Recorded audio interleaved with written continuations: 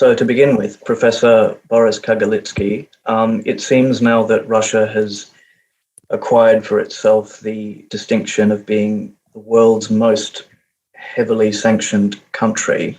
So do you think that Russia has the capacity really to cope with this level of economic isolation? Can it compensate for all of the foreign businesses that have withdrawn and the ones that probably still will?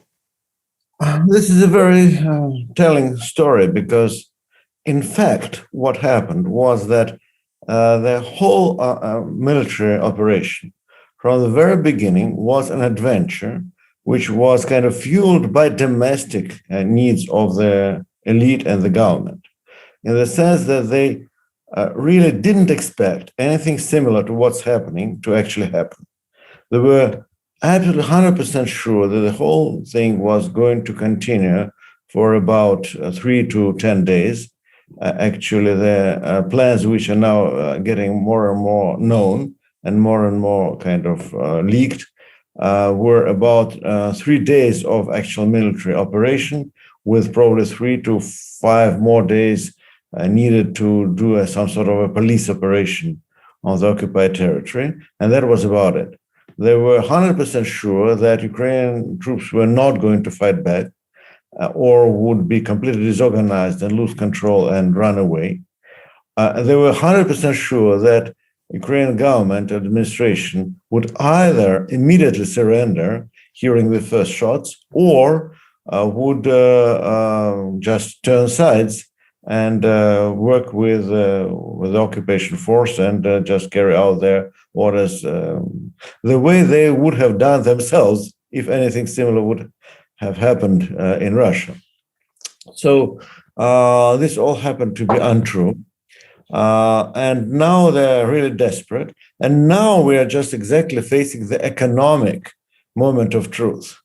And the economic moment of truth is about Russia being part of the periphery, in many ways more dependent on the West than any Russian regime before. So in that sense, in my book, Empire of the Periphery, I discussed mostly the history of the Russian Empire, and to some extent Soviet history, only a little bit touching upon the post-Soviet period.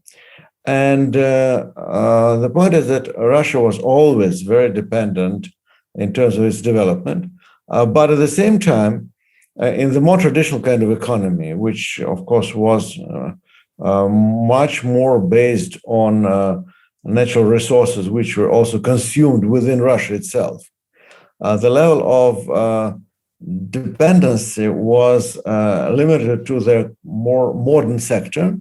And of course, it was exactly this modern sector which was kind of designing the structures of the state and of the economy, and then designing the perspective of general development. But at the same time, it was a country where about 60 to 70% of the population lived outside of this modern sector. And in that sense, yes, Russia really could survive on its own, even given the situation of economic isolation as it happened during the Crimean War. The Crimean War released, has shown the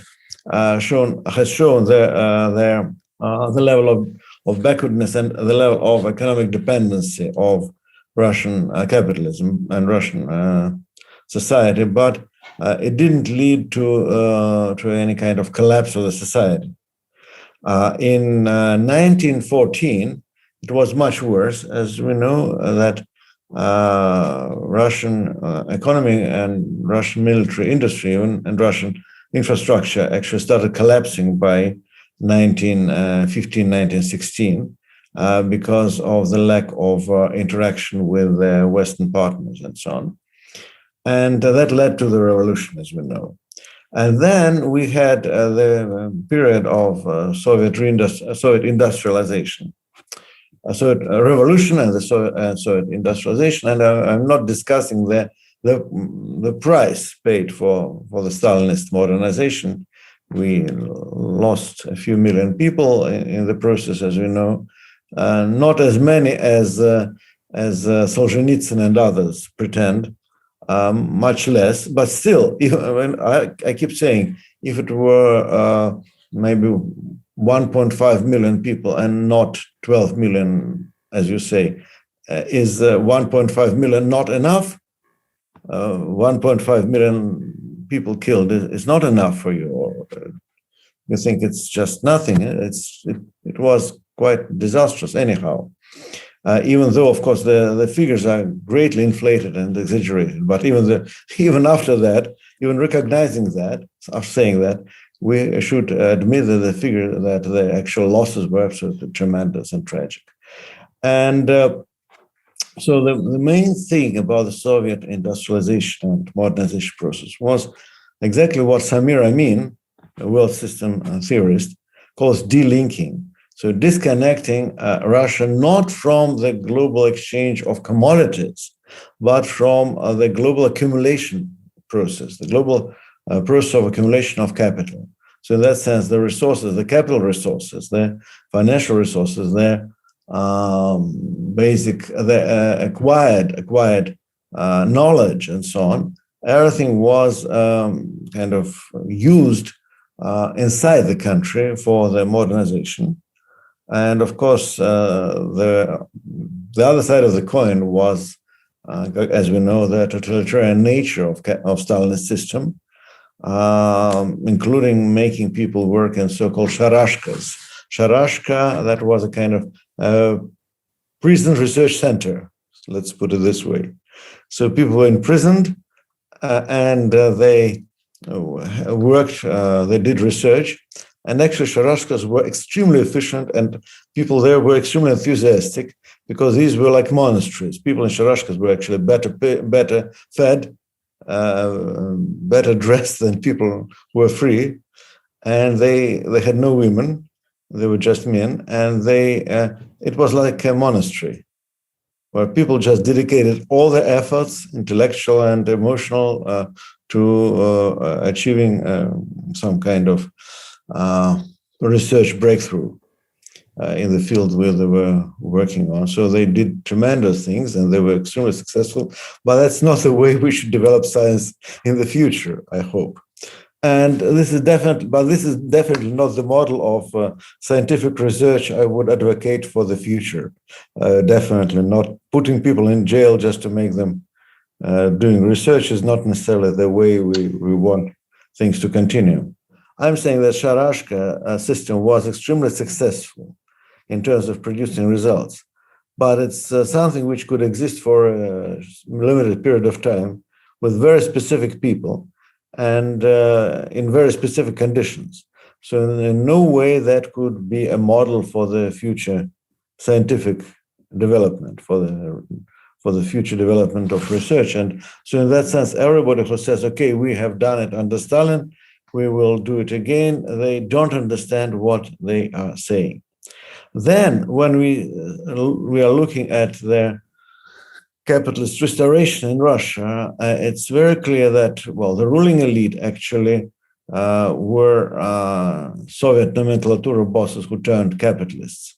And among other things, they didn't only destroy the Soviet Union, they surrendered their economic independence and the economic achievements of the Soviet Union. So now we are getting the true picture of what happened throughout these 30 years.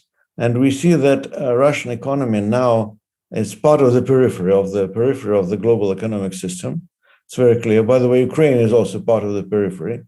So it seems like two countries are fighting for their role of a kind of more influential element of semi-periphery. We're just discovering the actual level of economic, technological, and logistical dependence of Russian economy on Western economies to an extent which was never practically possible in any other period of Russian history. So then you can see to which extent people who are now in charge of the country lost any contact with the reality as they started this adventure without even considering the consequences, without even having any option for a plan B, to see what could be done with the Russian economy if things go wrong. And things went badly wrong. For example, most of Russian aircraft now, civilian aircraft, I stress, most of Russian civilian aircraft now are leased by Western companies, mostly from Ireland. And now the leasing companies are calling back the aircraft. And at the same time, Boeing and Airbus stopped providing us with spare parts, which already means that domestic flights are becoming less and less possible.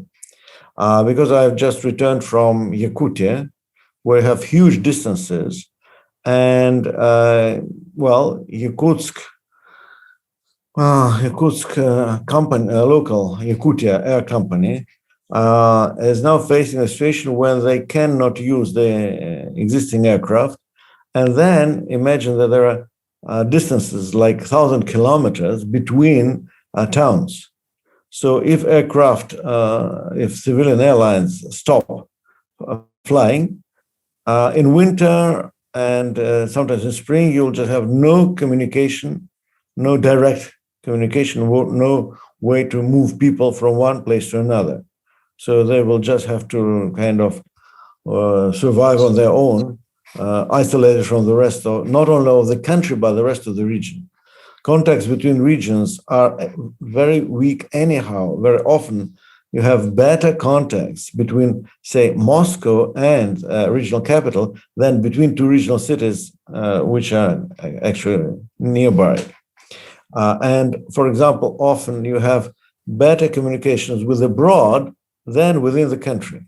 So sometimes it's easier to get abroad, to get to a foreign country, or to move some goods and products abroad than to move them within your own country, even from one region to another, between two neighboring regions, because everything is oriented towards the global market. So Russian economy happened to be probably the most or among the most globalized and dependent economies in the world by far. By the way, much more than the Ukrainian economy, because in that sense, Russia was a very successful case of integration into the neoliberal global economy. And it was based on the concept that, okay, we can sell our raw materials and the whole world needs our raw materials. And then anything else we will buy, so we don't need to produce anything. So they had all this import substitution propaganda. In reality, yes, they did produce some products. They did launch some industries or production lines which supposedly were substituting imports. The problem is that these were just assembly lines or factories which were producing goods and products based on foreign spare parts, foreign technologies, foreign supplies. For example, they were very famous that there was this very famous case of Russian microchip Elbrus, which had to be the replacement potentially for Intel and AMD microchips. Actually, Elbrus is not so bad, by the way. It's a result of serious work of Russian scientists and technicians. There was just one problem: it's produced in Taiwan. So there is no way you can use it in Russia now. It's sanctioned now. Taiwan is not going to supply Russia with its own microchips. And then I discussed it with Russian specialists. They said, and I asked how many you can produce on your own. They said, well, a few hundreds. And we need like a few hundreds of thousands, you see. That's the difference. So they could only produce some items just to show that, well, okay, this is a kind of for an exhibition, for example, or to show, to represent the kind of product, but not to provide mass supplies of this product. Now, the production of automobile industry, the automobile industry is actually stopping. And they said, okay, maybe foreign brands are leaving, but Russian brands are going to take over the market, but they're not, because these brands are, like Lada, are totally dependent on foreign spare parts and supplies. Even Kamaz trucks, which are actually needed for the army, cannot be produced without foreign supplies and spare parts. So what we are facing is a danger and possibility of Russian economy just really disintegrating with logistical disasters. And theoretically, in the long run, even in the midterm, certain things can be done and replaced. So there are a few people who are working on alternative chains of supply, alternative production, and in the long run, even in the midterm, some elements can be produced and replaced domestically. So in that sense, there is still a potential for import substitution, but there are two problems.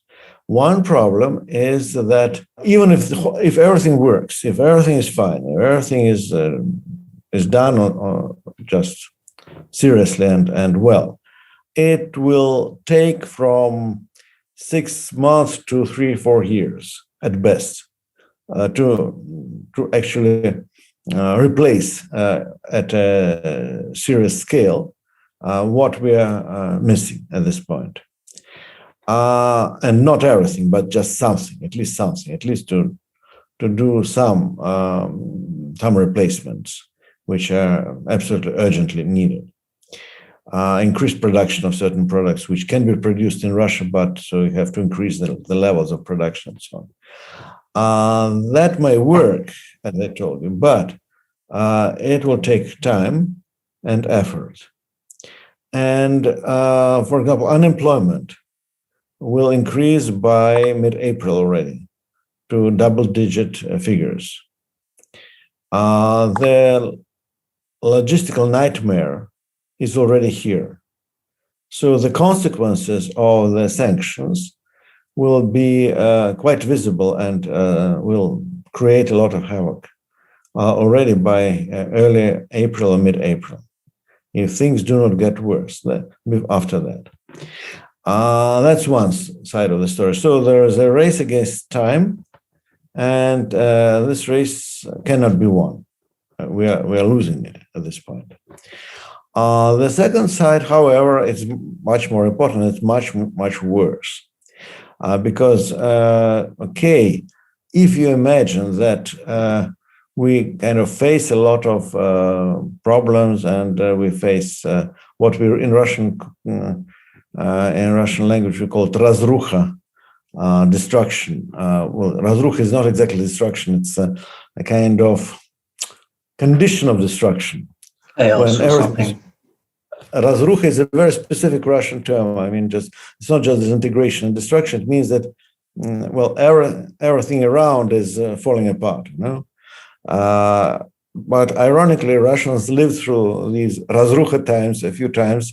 There were a few experiences. In the 1990s, we experienced that and so on. Older generations even remember the post-war times and so on. So razrucha is a problem, but it's not the major problem. The major problem is the leading elite, the ruling class and the government themselves.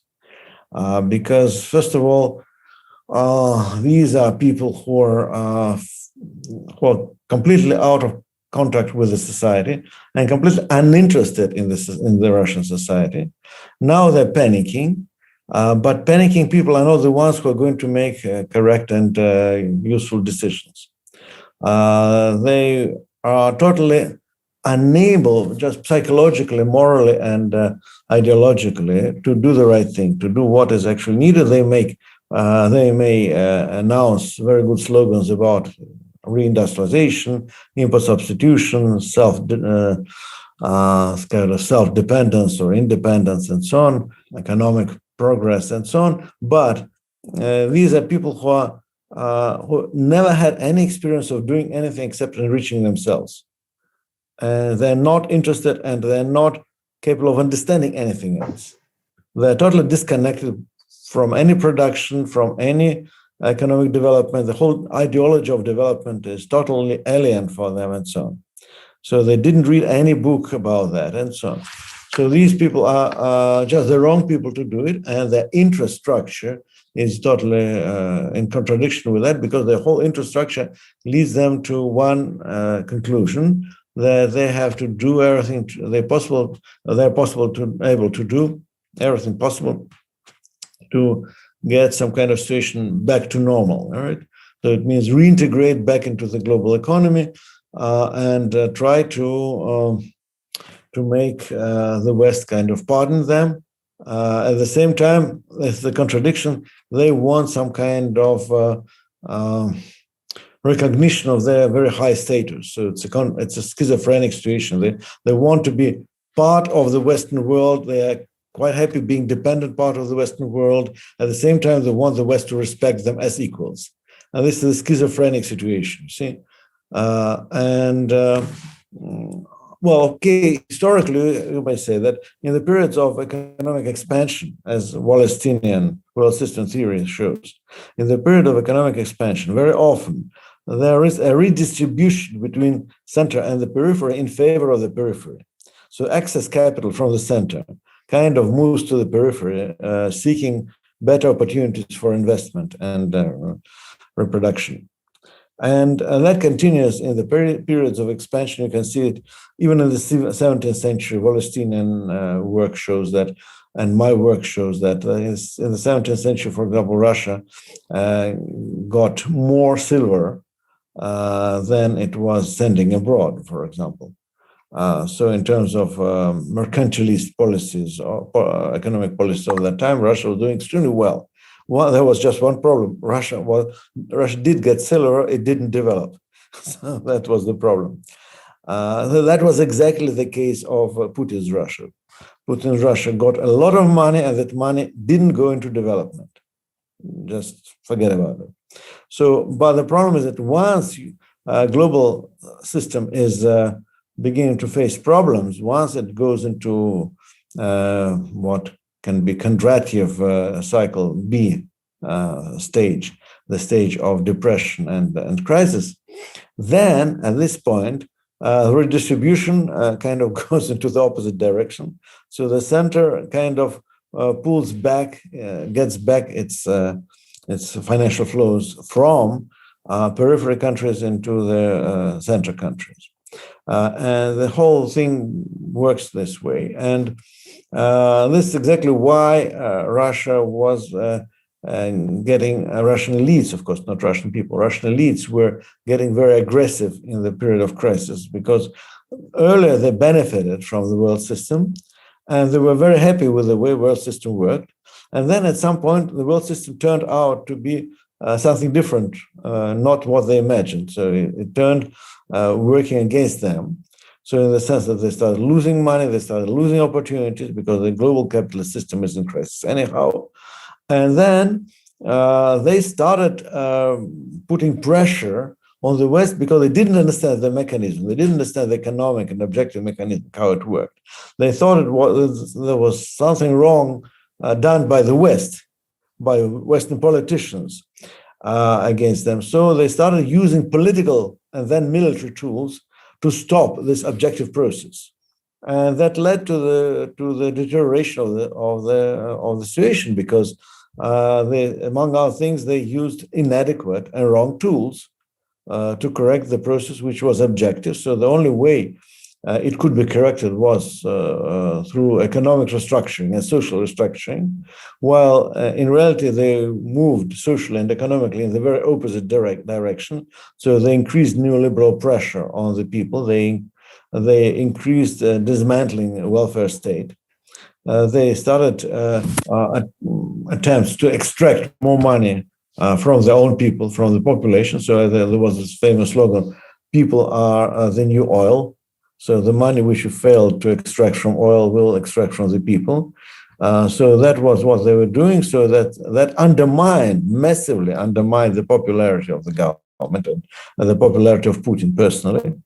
So in that sense, most people are very hostile to Putin and don't believe Russian official opinion polls, because the opinion polls done by official polling agencies, they just cannot achieve objective results for one simple reason. People see pollsters as representatives of the government, if not as representatives of the police.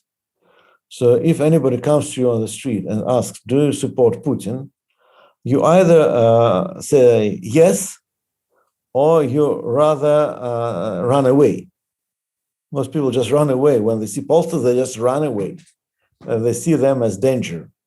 And then, of course, they come to with a survey results saying, well, 70% supports Putin. And then one friend, sociologist, told me, so does it mean that given the circumstances, about 27 to 30% says no in the current circumstances, it means it's a tremendous level of opposition, incredible level of opposition. It's not about 30% being against. It's about 30% being not afraid.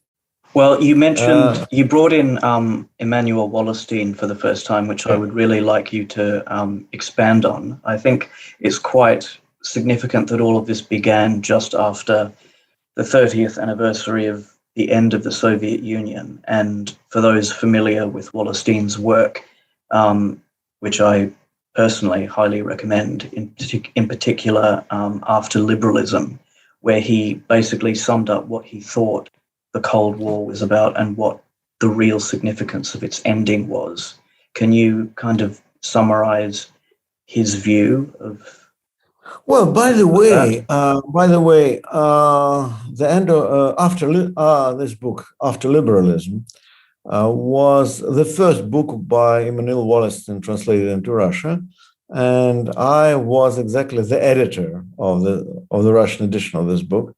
So we worked with Immanuel Wallerstein on this book. So you're exactly the perfect person to shed light on it. I'm very happy that I had this opportunity to work with him on the book, including how to translate particular terms from his theory into Russian and so on. And of course, we had a lot of debates with Wallerstein, though I think that, though in general, Immanuel Wallerstein's view of global system is exactly the answer to many of our problems now.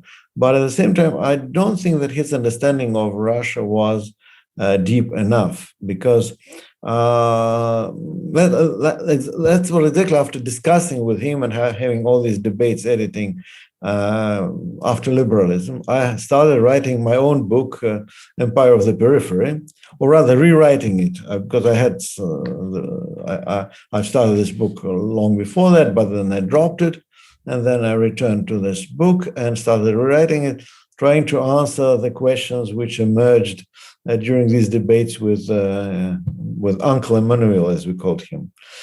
I think Western scholars very often underestimate the level of contradictiveness of Russian history, because the very fact that the very same country was, on the one hand, one of the major global players throughout the history of the world system. At the same end, this very same country was, in many ways, not even a country of semi-periphery, as Wallerstein put it, but rather a country of the periphery. So it's more contradictory. It's not that, because the idea of semi-periphery in Wallerstein's work, by the way, it's not the most clear idea, because center-periphery relations, the relations between center and the periphery of the capitalist system, these relations are explained quite well by both Wallerstein and Samir Amin and the others. And what is the meaning of semi-periphery?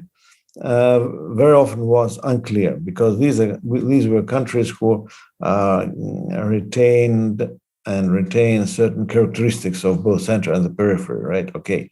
But how it happens, how it works, what's the meaning of being a little bit of both? This yet another question, actually to be researched, by the way. A lot of research is needed to study exactly East Central Europe, for example, as semi-periphery countries. But the case of Russia is even more extreme because Russia cannot be described as semi-periphery, or at least can be described in only technically, which doesn't explain anything, because I said the contradiction is much deeper. Russia is part of the political center, and Russia is an essential part of the political center. Can you explain what that means? I'll explain, and it's definitely the periphery in the economic terms. So what I mean is that Russia was, since Peter the Great, and to some extent earlier, but definitely since Peter the Great, was one of the major countries, one of the major empires, which actually designed the political structure of the world. It was part of the global political elite. No major global decision in the capitalist imperialist world was to be made without Russia. So in that sense, Russian elite in political terms was completely integrated into the center. It was part of the center, 100%. It was totally integrated into the center. Russian economy was also integrated, but in a totally different way. It was totally integrated as part of the periphery, you see? That's why, by the way, Russia seemed to be so aggressive from the West, looking from the West, because that disproportion led to the situation when Russian elites, failing to achieve their goals economically, used their military and political influence and political power to counterbalance their dependence on the West on the economic side. And that was very much the result of the system itself. It was not some kind of wrong mentality of so-called aggressive Russians. The Russians are aggressive people. Actually, they are not. They're totally Russians are. I shouldn't say Russians are peaceful, but then not more aggressive than anybody else anywhere in the world. So this myth of Russian aggressiveness appeared because of the misunderstanding of this contradiction in the view of Western observers. You see, so that they were part of the global setup, and they were exactly the ones who designed the setup together with the Western counterparts, and they crafted the system in many ways. You see, but at the same time, while crafting the system politically, they always ended up discovering their tremendous weakness and dependence economically. And that's why, they tried to operate as one of the major powers, not being one of the major powers, and being one of the major powers simultaneously. See, this disproportion led to the permanent temptation to use military force, excessive use of military force. But that was in many ways kind of forced. It was in many ways the result of feeling pressed. And that also explains why Russian elites and sometimes even Russian society didn't really understand why did the whole world looked at us as being aggressors, because we were kind of trying to get our own, which was not allowed to us, not given to us by the partners who somehow seemed to operate in the wrong way. And I'm not saying that to kind of justify the aggression. Understand me correctly. It's not. I'm against the war. I'm against Putin, and I'm very much against what the army is doing in Ukraine and so on. I'm just trying to explain why such things happen. It's not just because one old guy in the Kremlin went crazy. It has a much deeper explanation. It has roots which are much deeper. At the same time, it will be absolutely wrong to blame just Russians and Russia for what's happening. It's very much function as a result of the global system. That's what I'm explaining. And we here now, we have to do everything to stop the war. It's what we have to do, because this war is a disaster for Russia, first and foremost. So under Stalin, Soviet Union actually achieved this level of independence, economic independence, so this level of what Samir Amin called delinking from the global system. And by the way, delinking from the global system, contrary to what many pro-Kremlin economists are now saying, this delinking was not based on isolation. It was based on economic cooperation with the rest of the world, especially with the West, but on the basis of not participating in the global process of the capital accumulation. This is absolutely essential, so that resources were not exported when they were needed for the domestic development. And first and foremost, the capital was not exported. So of course, they exported a lot to acquire machinery, to acquire equipment, to acquire technologies, to acquire even specialists and so on. Soviet Union imported enormous quantities of capital goods in the 1930s, enormous quantities, mostly from America and Germany, especially Germany before the rise of Nazis in the early 1930s.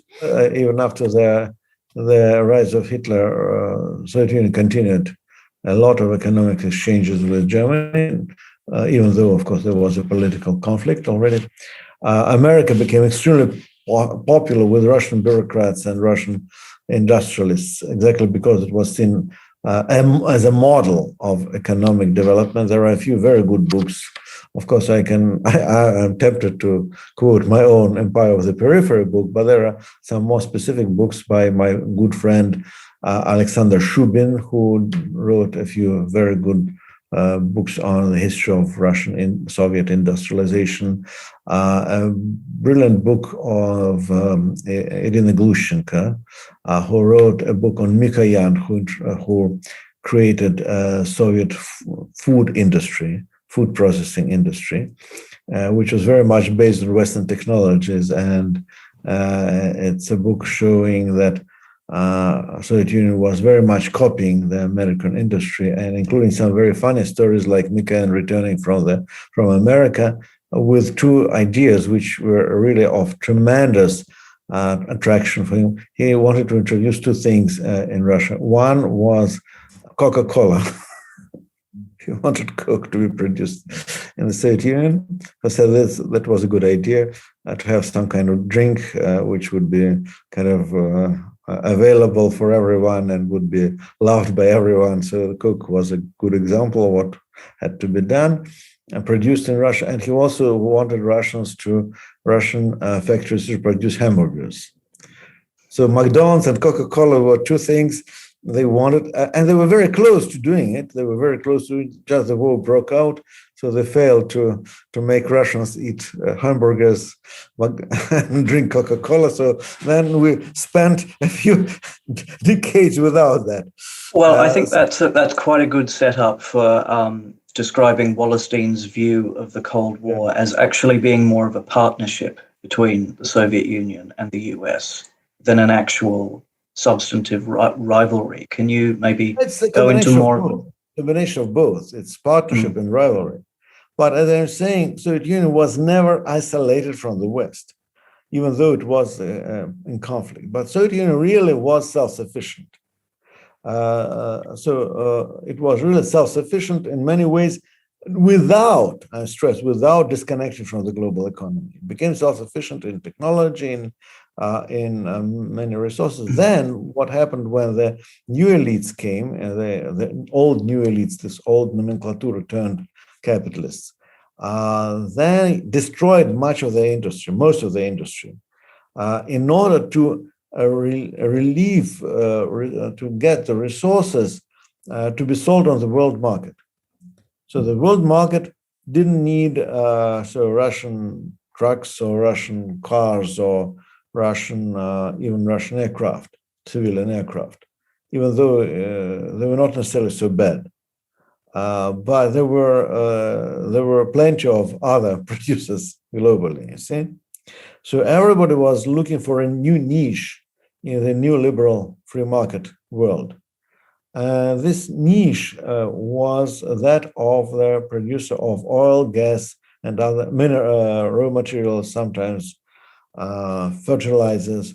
So it was all about producing and providing the world economy with mineral resources, which led to the suffocation and destruction of Russian industry, because Russian industry became the competitor of the world market domestically. So if you get more oil to be processed in Russia, it means you get less oil to be sold abroad. It's better to destroy and eliminate domestic industry in order to release the resources for the foreign markets, right? So they were consciously destroying and suffocating domestic industry. And that's why for the last 10 years, they kept speaking about reindustrialization and import substitution, but they didn't do anything, or they did something which made things worse, like introducing just building factories, which were just assembly lines for foreign cars and foreign products. So, okay, we have import substitution. We produce BMWs in Russia. Or we have import substitution. We produce Volkswagen in Russia. Good. Now they don't produce it anymore because they just left. And now these people say, oh, now we will nationalize Volkswagen in Russia. Great. You'll get the building and that's about it. You'll get the building and maybe some debts, period. Because Volkswagen left and the spare parts, the supplies are not going to come. Nobody speaks about nationalizing oil and gas, which really can and should be nationalized, which really produce income for the country. That's not going to be nationalized. So now we are facing this absolutely disastrous situation when we are now having the chance to see how much was destroyed and how much was done in the wrong way from the point of view of the interest of the country. But it was not just because these people were crazy or that they betrayed the country or they were bad people, but it's just because the system worked this way. And unless you change the system, you cannot get out of this mess. And speaking about Ukraine, it's also very interesting that Ukraine very much follow the same patterns as Russia, and they very much compete on the same markets for the very same niche. So the conflict between Ukrainian oligarchs and Russian oligarchs is very real, and it's not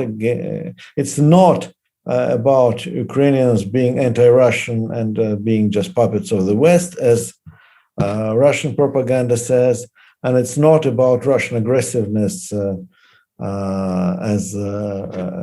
Russian kind of crazy, irrational aggressiveness as it is presented by Western propaganda. There is really a problem with attacks on Russian language and culture in Ukraine. It's really true. But I tell you, Russian government doesn't care about Russian culture and even language any more than Ukrainian government. They don't care about any culture or any language, and most of the elites in both countries just would prefer to speak English. So it's not about that. It's about competition of two countries of, say, periphery or semi-periphery for the markets. It's about an attempt of Russian oligarchs who are actually kind of more rich and more successful to take over some elements of Ukrainian economy, which are still of some value. And also, on the other hand, Western companies and corporations and elites are trying to take over the very same pieces of Ukrainian economy, which retain certain value.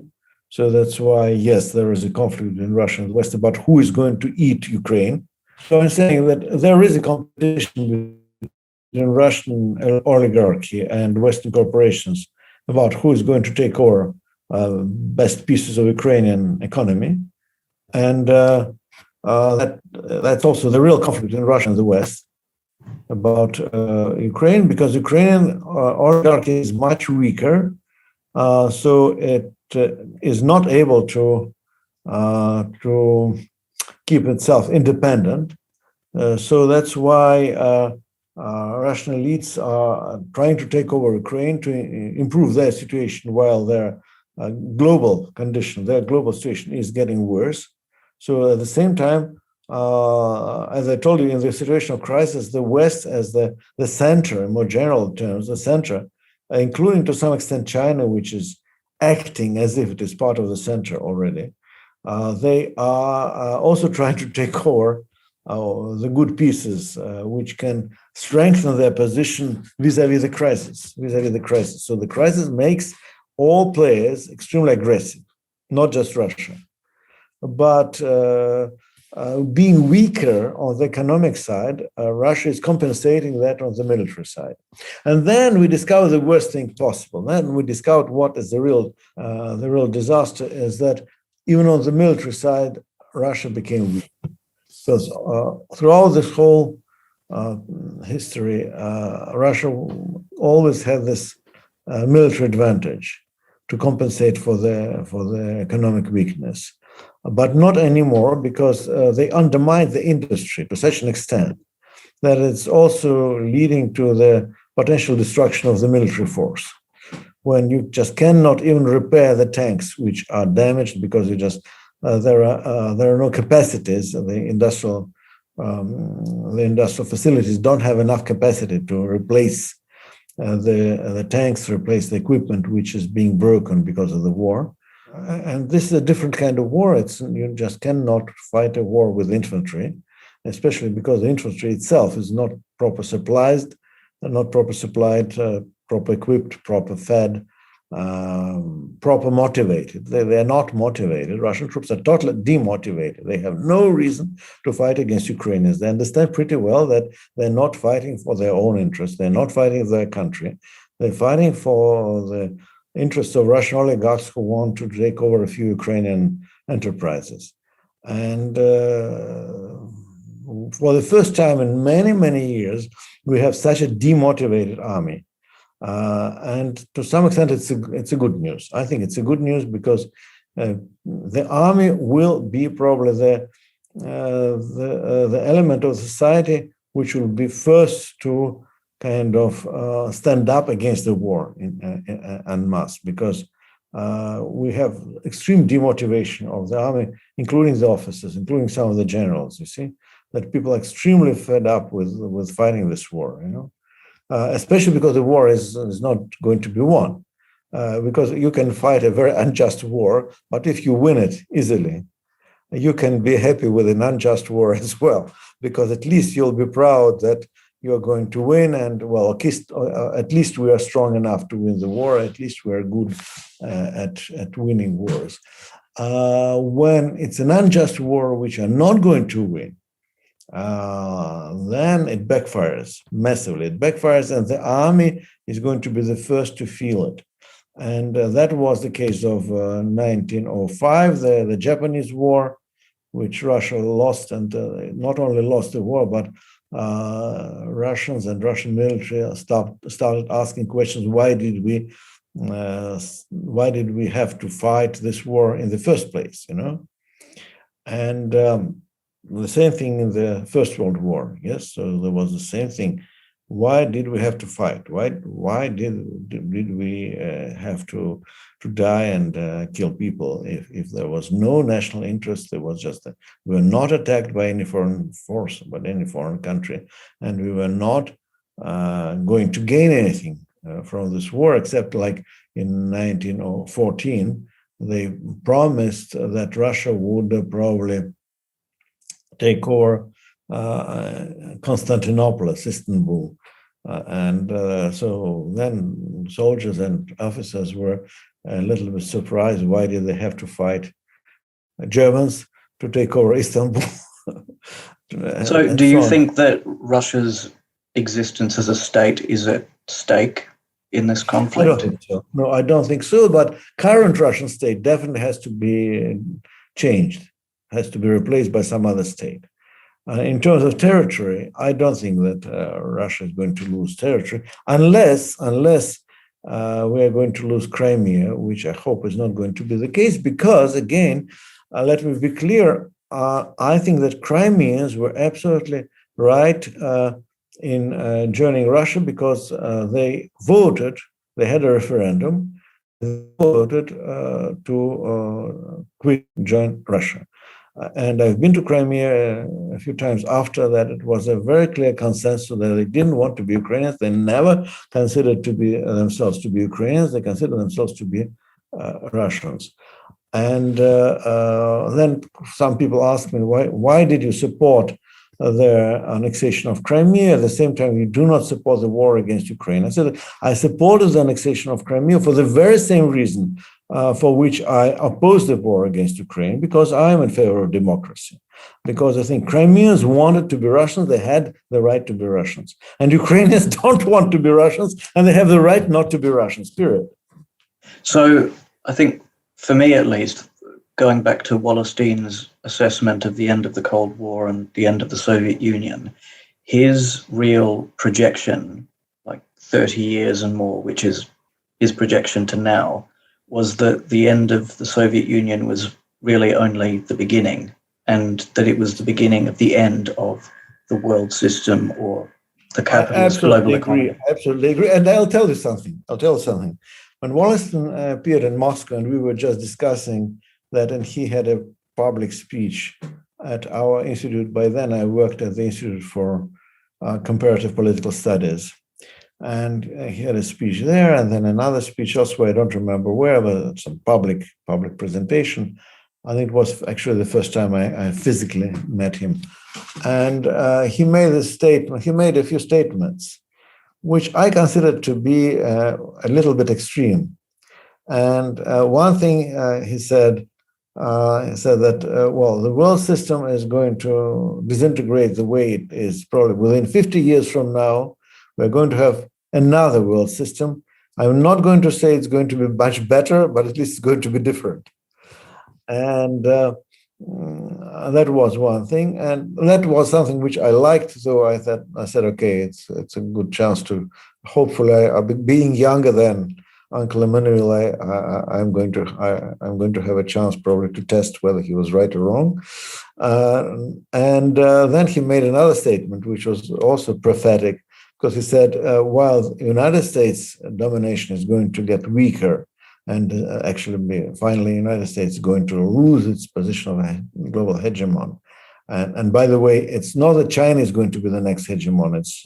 It's about no hegemony as a whole becoming possible. So the very structure of hegemony is going to disappear. And then he said, while the United States are going to lose this status, this role, social democracy will emerge in the United States. A visible social democratic movement is going to appear. And that was something which people said, well, okay, they thought, okay, being a progressive or being a leftist, so Uncle Immanuel probably is exaggerating. We can't expect America to have massive social democratic or socialist movement. And yes, look at Bernie Sanders. He predicted Bernie Sanders' campaign. So I think he really acted as a prophet. I'm really very happy I was there when he was making these statements. It was very remarkable to read that book for the first time, because I read it, I think, for the first time in like 2016 or something. And It was amazing that this book was written more or less in the early 90s, and it was basically describing... Exactly. Very prophetic book. And now I recommend my students to read it. So saying, if you think that sociology doesn't have the capacity to predict the future, just read Wallerstein's After Liberalism and just compare with what's happening around. Compare it. What if someone were to say to you, like, how do I know that the world system as it exists is disintegrating, what would you specifically point to? Well, I think it's very interesting what's happening to China and to Russia because, well, Russia is a specific case, but let's look at China. And what's interesting about China is that, of course, we had a debate later in the early 2000s with Giovanni Arrighi and Andre Gunder Frank, insisting that, well, nothing special was happening. China just was becoming the next hegemon, as I said. Well, okay. I think, and Immanuel Wallerstein was on the other position, and I shared his view. And we said, following Uncle Immanuel, we said, no, it's not about the new hegemony. It's about the disintegration of hegemony as such. It's about the disintegration of the world system.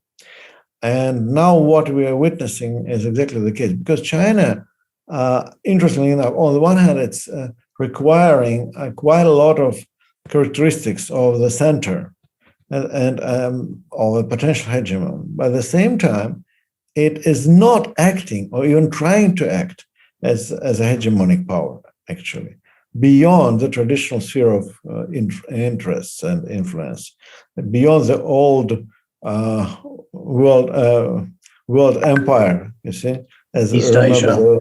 Yeah, exactly. There is the famous paragraph in Wallerstein about world's empires, right? So, because before the world system, we had a few world empires. World's empires, not world empires, but world's empires, right? Kind of self-sufficient, not necessarily self-sufficient. They were not self-contained, but introverts, kind of. And now we're witnessing the very same thing that, yes, Chinese capital is coming to Africa, it's coming to Latin America, it's coming to Europe, it's coming to Russia, it's coming everywhere. But it's not coming with any attempts to act as a hegemonic force. It's just coming as capital, and just period. It's not about establishing the new rules or establishing some kind of order or about establishing some kind of system of connections and interaction. It's just about getting profits and getting out, you see. So in that sense, one reason why in Africa there is such a strong negative reaction about China, increasingly. Ironically, there's a big irony, because initially they came and said, okay, when the Chinese came and Africans said, well, it's good news. They're not acting as former colonizers. It's very good news. They're not acting as former colonizers did. They're not acting as colonizers.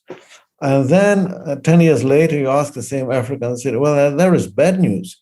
They're not acting as colonizers, which means they don't accept any responsibility. They don't care about the territory. They don't care about the people, because if you come to colonize the country, you do care about its development. That's a very specific kind of development. Colonial development is not the kind of development in the interests of the majority, and it's not definitely the kind of development which the country would prefer for itself if it had some kind of democratic decision-making process about what kind of development would we love to have, right? But at least there is some kind of development, you see? At least there is some kind of interest in the long-term perspectives. And then you have the capital which just comes and goes, like, okay, we come there as a resource, we take the resource away and go away, period. So we don't care what's left behind. We don't care what's going to happen to this territory. We don't care what's going to happen to these people. And we don't care about the political regime, which initially was very good. Some political regimes which are pretty nasty in Africa, they said, well, that's good. The partners are coming who don't care about human rights. Partners have come who don't care about environment, so we can do whatever we want. And then even some people within these governments began saying, well, that's not necessarily such a good thing, but they're totally irresponsible. So in that sense, this is the case of Chinese capitalism, which is benefiting from certain capacities and acting as part of the center without trying to be hegemonic at the same time, you see? Because hegemony involves certain responsibility. It's very one-sided. It's very unjust. It's capitalism, period. It's not about making everybody happy, but at least it involves some level of responsibility and accountability, at least some level. It's the burden of hegemony, the famous white man's burden, as Kipling put it, right? And so there's this. Then you have the other type of capitalists who are coming with the white man's kind of greed, but without white man's burden, you see? So the worst of both worlds, in a way, you see? I think that is also a very important symptom because on the one hand, American domination is kind of vanishing, disappearing, and the new domination is not emerging. And then everybody is on his or her own, kind of. So do you think that we're probably returning to a world of separate, self-contained worlds, empires, as you call them? Yes, but the modern world is not going to work this way. I think that's partly what probably Russian elite would love to happen, but it's not going to happen because they're too dependent. Well, to some extent, yes, the period of globalization is over. The neo-mercantilist period of what Walden Bellow called de-globalization is definitely coming. But de-globalization doesn't mean that economic interaction is going to stop. It's just going to be restructured. And then let's put it in a more progressive way. I think the time is coming. There is a demand for some kind of progressive social democratic and even socialist policies. The question is what to do with the left itself, because the left is in such a deep crisis. It's so weak. It's so demoralized, and so emotionally and politically down that it's a big question. How will it be able to play the role which it objectively has to play in the current mess? My guess is that sometimes a few forces which do not identify themselves as the left, at the same time will carry out some of the leftist agenda. Because the political, the ideological left is in deep trouble. But there is an objective demand, objective need for a leftist agenda. See, so sometimes we may witness some strange cases when certain leftist reforms would be carried out by forces which do not identify themselves as leftist. Sometimes I hope the left will recover. But that's how things are developing now. And I think in Russia, we also have to face this huge problem because this whole mess will continue for a few weeks or months. But sooner or later, there will be an emerging new consensus that the war has to be stopped, but we also have to rebuild the country after it was destroyed. Most probably, it's going to happen already without Putin. And then the question is, okay, even if Putin is out, who is going to be the force running the country, putting the country out of this crisis, getting it out of this crisis? And we need to form this political and social force to rebuild the country. It's not necessarily going to be kind of under the red banner, the red flag, but it's definitely going to carry out some of the progressive reforms, both democratic and socialist.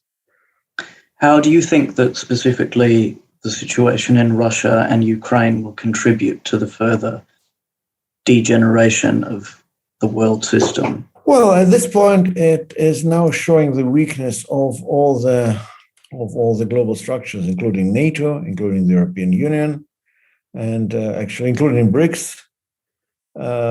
Everything which is on the table happened to be fake. It's all fake. nation states, interestingly enough, are acting much more actively than the European Union and then NATO. And it's very interesting what's happening to Ukrainians themselves, because they wanted to be part of NATO because they thought that NATO was going to protect them. NATO is not protecting them. They wanted to be part of the European Union because they thought about also prosperity and success and also protection. European Union doesn't want them with all their problems and is not going to help them. Individual countries do help, and global public opinion is of great help for Ukraine. But then you suddenly discover there is a tremendous clash and contradiction between the global public opinion and the so-called democratic leaders around the world who are not acting according to what public opinion expects them to do. I think in Ukrainian society, it's very interesting because I have a few contacts, and we still continue contacting people in Ukraine. Actually, telephones continue to operate, interestingly enough. Internet helps us to communicate. We are still in contact with people, and they're deeply frustrated with the West. There is an interesting combination there. Actually, there is a lot of anti-Russian feeling, which is understandable, but because Ukrainian cities are being bombed by Russian aviation. So there is a lot of anti-Russian feeling. At the same time, these feelings are expressed in a very good Russian language, so that Ukrainization of culture actually stops spontaneously. The country is which was de-Russifying itself for about 10 years, now is re-Russifying its culture because of the war, because Russian language fits the war better than any other language. All of a sudden, all these people who actually spoke Russian at home started speaking Russian in public. What they say in public is, we started hating Russia, what they're saying in Russian language. But now all these Eastern Ukrainian politicians and military leaders, they all turned to Russian language as the language of their national dignity, and the language where they explain through which they explain their need to defend themselves. So it's a very contradictory situation, and it's a combination of frustration with the West, with growing national dignity and national pride, because they're kind of standing on their own. And then Russians have to do their part of the job, like changing the situation inside the country and stopping the war. So they did what they could do in Ukraine. They stopped the aggression. They stopped the invasion. Actually, the invasion is not progressing. The invading forces are blocked. They're not going to take over any of the major Ukrainian cities. Now it's up to us Russians to do something to stop the war. And whether we would be able or not, we'll see what happens. Overall, it sounds like you're rather optimistic about what the end result will be. You seem to think even if the conflict doesn't go well for Russia, that it will spur a positive... It's not going to go well for Russia. It's already turning very ugly. But you seem to think it'll have ultimately a maybe a medium-term positive. Let me be very clear. There are two options. Either there'll be a nuclear war with global destruction. In this case, we're all dead. As in the long run, we're all dead, as John Maynard Keynes said. And you have a better chance to survive because you are in southern hemisphere. And so Argentina, Australia, New Zealand, a few other countries have the chance of surviving in this case, hopefully. Or if it doesn't happen this way, then we need some sort of a revolutionary change in Russia. There is no other choice. There is no other way we can get out of this mess. So there is an absolute objective need for revolutionary transformation of the country. It doesn't mean that the country is ready for that. It doesn't mean that the country wants it. But there is an objective thing, and I believe in objective reality. So I think that objective trends will sooner or later, rather sooner than later, will kind of get themselves seen and felt. Well, I think as we wrap up, because the time's just really flown by. It's just quickly, where can people go to read more of your work or authors Okay. similar?